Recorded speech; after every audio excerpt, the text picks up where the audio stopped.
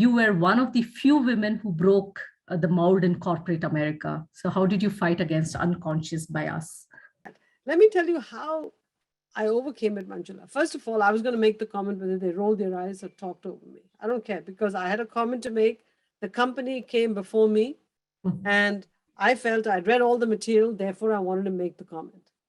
All right? And sometimes when I made a comment and I was told, oh, that's so theoretical, first couple of times I put up with it. The third time I looked at one of the other guys and said, could you make my comment? And he goes, why can't you make it? He says, because if I make it, it's theoretical. If you make it, it's brilliant. So here's the comment, just make it on my behalf. I'm not suggesting you all follow this, because as I said, you have to have security that if you lost your job, you can still manage. I didn't care at that point, okay? So I went through all of that. I went through all of those examples. At the end of the day, I felt I knew the material. I felt those meetings were better because of me. And I don't care whether you talk over me or roll your eyes.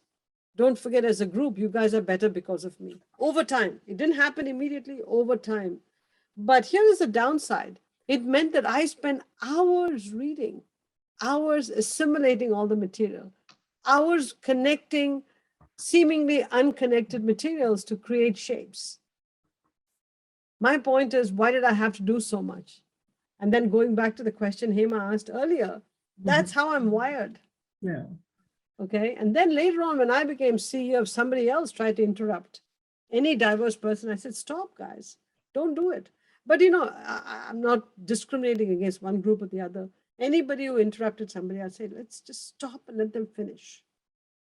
And don't roll your eyes. If you roll your eyes, you know, go get your eyes taken care of. Don't make people feel bad by saying, oh, there she goes again, or there he goes again. It cannot happen to men or to women. So to me, the tone at the top is very important.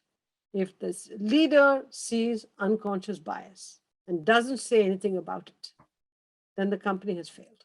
It's failed as people against whom unconscious bias is being practiced on.